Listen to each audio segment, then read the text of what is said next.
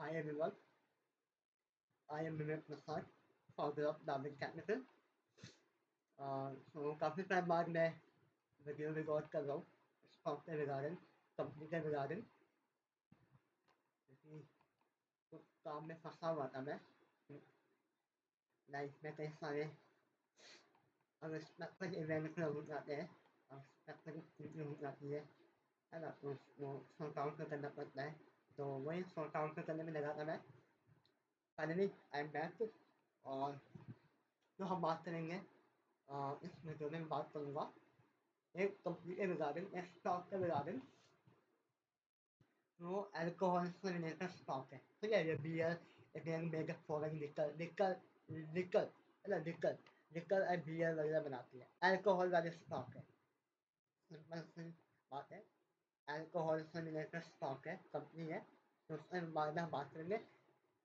हाँ, जैसे कि जैसे कि मैं पहले कंपनी के फंडामेंटल्स से बात करता हूँ। अगर मैं स्टार्ट में आता हूँ तो मैं आपको पहले कंपनी की मैं फाइनेंशियल पोजीशन बताऊँगा, फाइनेंशियल फाइनेंशियल कंडीशन बताऊँगा, फाइनेंशियल कंपनी कैसी है, इन्वेस्ट करने लायक है। जैसे कि आप जानते हो कि मैं केवल और केवल इन्वेस्टमेंट से रिलेटेड मैं बातें करता हूँ, शॉर्ट टर्म वाली बात नहीं करता, थोड़ा लॉन्ग टर्म ही मैं प्रेफर करता हूँ, लॉन्ग टर्म है ना, इन्वेस्टमेंट।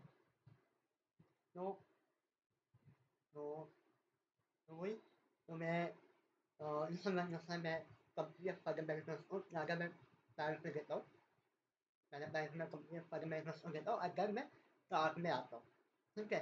तो मैं आपको सबसे पहले तो कंपनी फंडामेंटल्स के बारे में बताऊँगा। अगर कंपनी के स्टार्ट में नहीं जाऊँगा और देन दिखाऊँगा कि क्या पैटर्न बन रखा है इस स्टॉक में, कैसा पैटर्न बन रखा है, और पैटर्न वो पैटर्न के अकॉर्डिंग टारगेटेड क्या रहता है, उस पैटर्न का टारगेटेड कितना रहता है ना। मैं आपको ये नहीं बताने वाला कि आप इतने में यहाँ पे बाय करो, यहाँ पे बेचो, नहीं।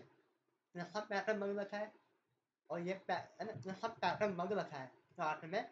वो पैटर्न का टारगेटेड क्या होता है, अगर किसी भी स्टॉक में अगर वैसा पैटर्न दिखाई देता है तो वो पैटर्न का टारगेट क्या होता है, तो वो बातें बताऊंगा मैं आपको, वो बातें मैं डिस्कस करूंगा। तो इन लोग कंपनी फंडामेंटल्स में आते हैं। स्टॉक का पी रेशियो है 29, है ना, 29, 29.9, ऑलमोस्ट 30, और इंडस्ट्री का पी रेशियो भी 30 ही है, ऑलमोस्ट 30.8 है ना, तो सेम है। पी रेशियो के अकॉर्डिंग ये स्टॉक ना ही अंडर वैल्यूड है ना ही ओवर वैल्यूड है, ठीक है। बाकी कंपनी के मुकाबले बाकी कंपनी के मुकाबले ना ही ये अंडर वैल्यूड है ना ही ओवर वैल्यूड है ना, नहीं महंगा है ना ही सस्ता है ना। और डेट टू इक्विटी क्वालिटी वाला है, ठीक है, अच्छा है, ठीक है। और सेल्स ग्रोथ 29% है इस साल का, है ना। प्रॉफिट ग्रोथ 22% है इस साल का है। हम मैं 10 साल का जाकर दिखाऊंगा कितना सेल्स में ग्रोथ आया है। आरओई इस साल का 18% है, और पिछले 5 साल में इसका ऑन एन एवरेज आरओई रहा है 6.5%, 6.5% का ऑन एन एवरेज आरओई रहा है। मतलब इस साल का आरओई अच्छा खासा रहा है, 18% का आरओई रहा है। चलो मैं आपको नहीं कहता हूँ directly profit and loss account में देखो। 2017 में इस कंपनी का सेल था 245 करोड़, और आज के समय में ऑलमोस्ट 1500 करोड़ का सेल है, ठीक है। ऑलमोस्ट 1500 करोड़ का सेल है 2017 में। 17 वो कितना था, 1 2 3 4 5 6 7 8 सालों में, है ना। ये 5 का ग्रोथ ने दिखाया है इस कंपनी ने सेल्स में, है ना। और ऑपरेटिंग प्रॉफिट में भी ग्रोथ आई है, ऑपरेटिंग प्रॉफिट में भी ग्रोथ है। 2017 में 36 करोड़ का था, 36 करोड़ का सेल था, सॉरी ऑपरेटिंग प्रॉफिट था, जो आज के समय में 176 करोड़ का हो चुका है ऑपरेटिंग प्रॉफिट, है ना। और नेट प्रॉफिट देखो, नेट प्रॉफिट 14 करोड़ का नेट प्रॉफिट था, और आज के समय में ये 101 करोड़ का नेट प्रॉफिट है, ठीक है। तो ये हो गया आपका प्रॉफिट एंड लॉस अकाउंट, ठीक। बैलेंस शीट, हाँ, अब बैलेंस शीट में मैं आ जाता हूँ। बैलेंस शीट में अगर मैं आपको दिखाऊँ बैलेंस शीट में, तो उसमें ग्रोथ है। 2017 में 100 13 करोड़ का बिजनेस था और आज के समय में 577 करोड़ का बिजनेस है, ठीक है। तो बिजनेस में ग्रोथ है, बिजनेस यानी कि कंपनी का इकट्ठा किया हुआ प्रॉफिट, एक्यूमुलेटेड प्रॉफिट, ठीक है। और बोरोइंग 127 करोड़ का है ना। बिजनेस 577 करोड़ का है, एक्यूमुलेटेड प्रॉफिट 577 करोड़ का है और बोरोइंग 127 करोड़ का है। तो बिजनेस के मुकाबले बिजनेस यानी स्लिमिंग का मुकाबले बोरोइंग काफ़ी कम है, ठीक है।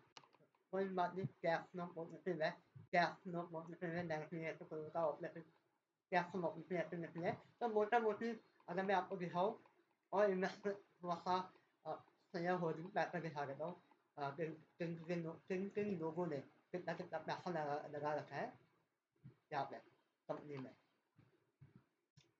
प्रमोटर देखो, अगर आप ध्यान से देखोगे ना प्रमोटर के पैसों को, 2017 में प्रमोटर के पास था 23%, 22.9 है ना, 23 मान लो, 23% का शेयर होल्डिंग था प्रमोटर के पास, यानी कंपनी के मालिक के पास। और आज के समय में 38 करोड़ का इनका शेयर है, 38% का शेयर है, 38% की हिस्सेदारी है। इन्होंने अपना शेयर को बढ़ा रखा है, अपना शेयर बढ़ा दिया इन्होंने, प्रमोटर ने, यानी कि कंपनी के पास, कंपनी में प्रमोटर है उनके पास पहले 23 करोड़ का 23% 23% का हिस्सेदारी थी 2017 में, और आज के समय में 38% की हिस्सेदारी है। इन्होंने अपना हिस्सेदारी बढ़ा दिया, मतलब इन्हें कंपनी पर विश्वास होगा।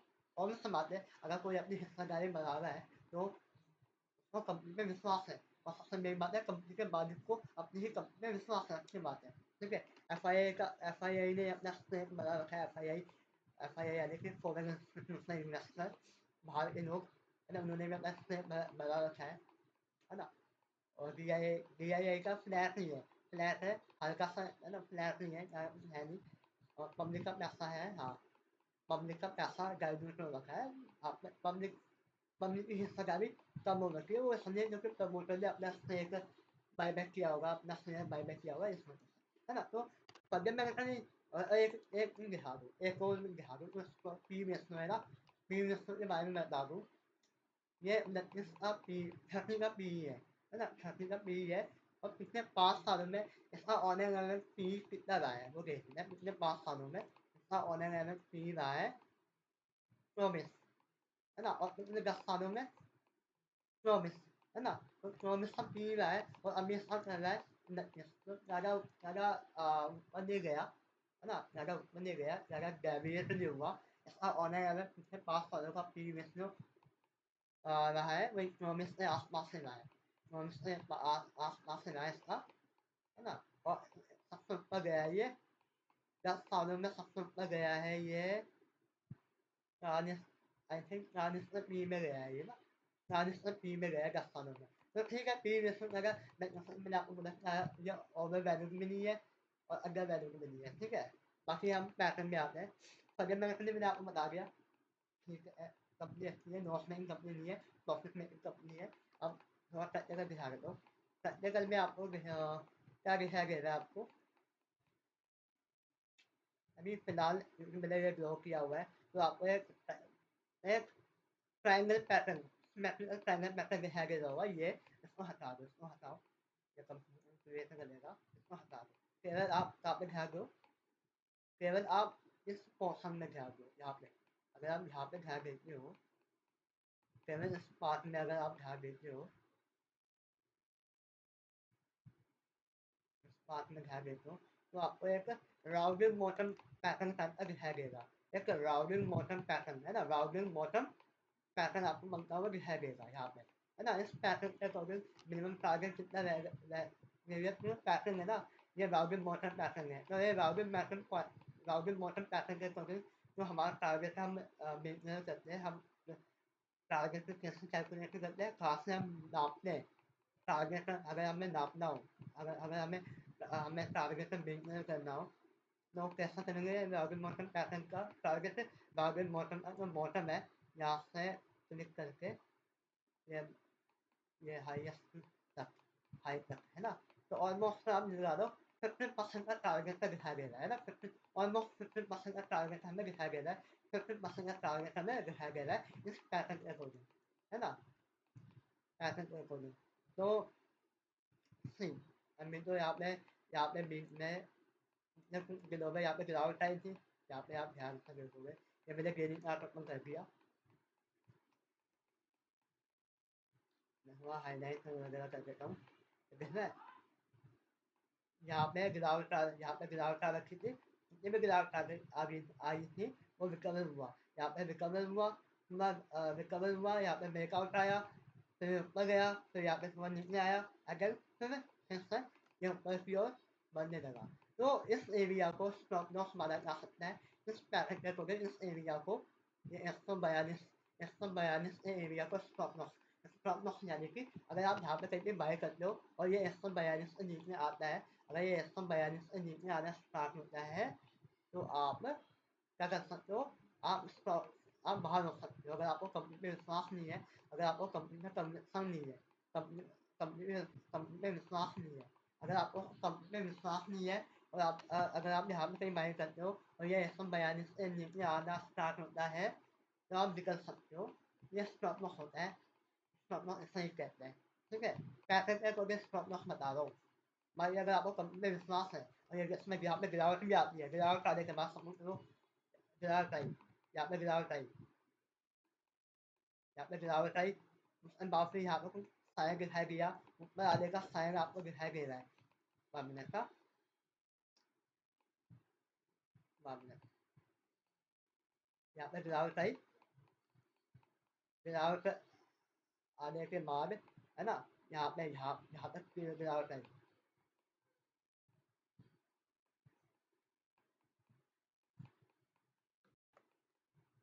यहाँ पे गिरावट आई, उसके बाद फिर यहाँ पे वो एक साइन दिखा रहा है ना, ऊपर आने का साइन दिखा रहा है, तब हम वहाँ पे ही बाय कर सकते हो अगर आपको कंपनी में विश्वास है तो। सॉरी आपको दिखाई दे दिया होगा, 1 मिनट में फिर से दिखाता हूँ, ये देखो अगर यहाँ से गिरावट आती है ना, अगर आपने यहीं पे कहीं पे बाय किया और यहाँ से गिरावट आती है, गिरावट आने के बाद है ना एक साइन ऊपर आने का साइन दिखाता है, कहीं में एक पैटर्न बना रहा है, एक पैटर्न बना रहा है, नीचे आने के बाद एक कॉन्सोलिडेट होने के बाद कुछ दिनों तक कुछ हफ्तों तक कॉन्सोलिडेट होने के बाद ये ऊपर आने का साइन दिखा रहा है, और अगर आपको कंपनी विश्वास है तो यहाँ पे बाय कर सकते हो, है ना। तो भाई ऐसा नहीं होता है स्टॉप लॉस के बारे में, वो टेक्निकल वाले कहते हैं एकदम हार्ड कोर टेक्निकल वाले कि अब यहाँ पे बाय करेंगे और यहाँ पे आया तो हम बाहर हो जाएंगे, दोस्त में हमें बाहर होना लगेगा फिर, है ना। तो सस्ता वही है, या मैंने कंपनी के बारे में जानो, कंपनी फंडामेंटली कैसा है, कंपनी सही है, कंपनी में आगे ग्रोथ ग्रोथ की अपॉर्चुनिटी है या नहीं है कंपनी में, अगर आपको दिखाई देता है कि हाँ कंपनी में ग्रोथ की अपॉर्चुनिटी है और आपने कहीं पे बाय किया बाकी वो नीचे आ गया डाउन, उसमें गिरावट आ गई, है ना, उसमें अच्छी खासी गिरावट आ गई, फिर वो ऊपर आने का संडे गिर रहा है, ऊपर आने का साया दिखा रहा है, क्लियर कट नीचे आया, फिर कॉन्सोलिडेट में फिर ऊपर की ओर फिर से वापस आ रहा है, तो वहाँ पे फिर से बाय कर सकते हो आपको और सस्ते दाम में आपको मिल जाएगा।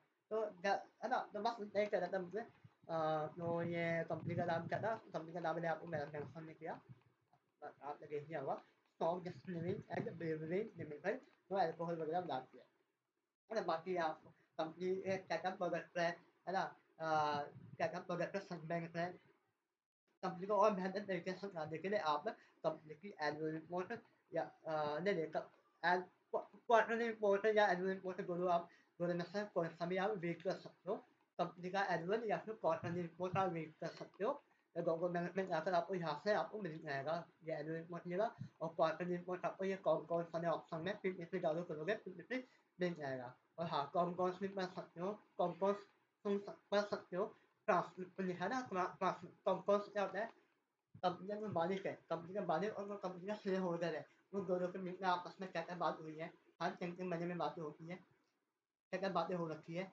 वो सारे से रिकॉर्ड ट्रांसक्रिप्ट है ना, ना हमें दिया जाता है, ना रिकॉर्ड होता है, वो कौन कौन से होते हैं ना, कंपनी के मालिक और कंपनी में शेयर होल्डर उन दोनों के बीच में क्या बातें हुई, तो उससे बहुत सारी इंफॉर्मेशन मिलती है कि कंपनी का आगे का क्या प्लान है ना। अब बाकी क्वार्टरली रिपोर्ट, कंपनी की क्वार्टरली रिपोर्ट आप यहाँ से डाउनलोड कर सकते हो, डाउनलोड कर सकते हो और एनुअल रिपोर्ट मिलेगा, आई होप आपको वीडियो पसंद आया हो, है ना? वैल्यू एडिशन हुआ हो आपके उसमें। आपको आपको वैल्यू आपको मिला हो इस वीडियो से। अगर आपको वीडियो पसंद आए तो लाइक और शेयर कर देना और चैनल को सब्सक्राइब कर देना। काफ़ी टाइम बाद वीडियो बना रहा हूँ, काफ़ी टाइम बाद ना मन नहीं करता फिल्म बनाने का, मतलब काफ़ी हिम्मत इकट्ठा करके एकोमोडेट करके मैं ये वीडियो बना रहा हूँ, है ना? ताकि कहीं ना कहीं मैं आपको गाइडेंस दे पाऊँ, है ना? तो अ, बस वीडियो को शेयर, लाइक, सब्सक्राइब वगैरह कर देना, मेरे चैनल को सब्सक्राइब कर देना, लाइक और कर देना, कमेंट में बताना आपको अगर कोई भी डाउट हो कमेंट में बता देना, है ना? Thank you.